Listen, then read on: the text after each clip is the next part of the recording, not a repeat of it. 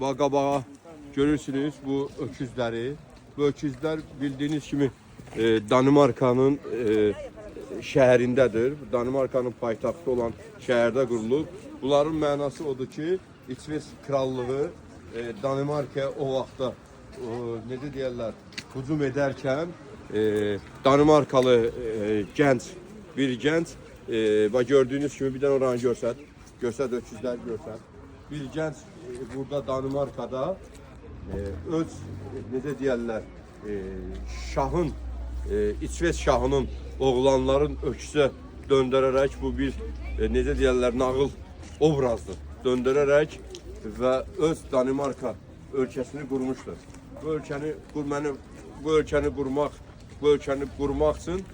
ölkəni qurmaq üçün bildiyiniz kimi bu ölkəni qurmaq üçün həmin Danimarkada olan bu gəncin İsveç şahının evladlarını və bu formada öz ölkəsini yaratmışdır və bu həmin İsveçdə bu olan yer günləri gölə çevrilmişdir.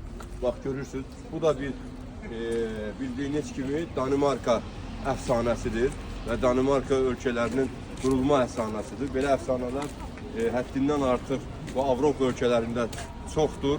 Deyərdim çoxdur. Ona görə ki, bunların gənclərin formalaşdırılması üçün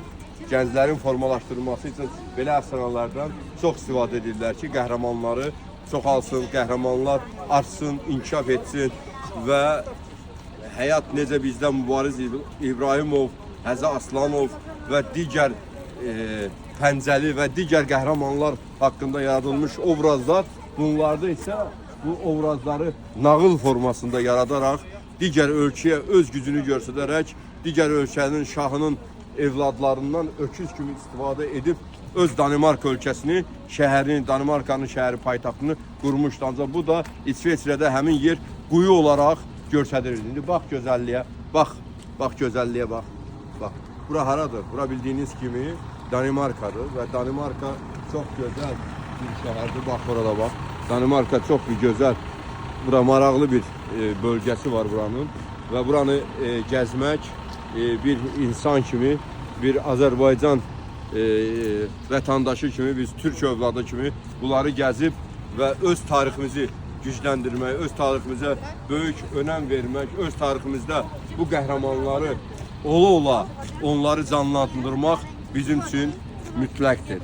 Ona görə dünya özü başdan ayağa Azərbaycan türklərinin, dünya türklərinin bir obrazıdır. Ancaq buna baxmayaraq, dünya isə bunu əks etdirərək özlərində nağıl olaraq bir obraz yaratmışlar. Və bu obrazda gözəllər, minlərlə insan gəlir bunu ziyarət edir.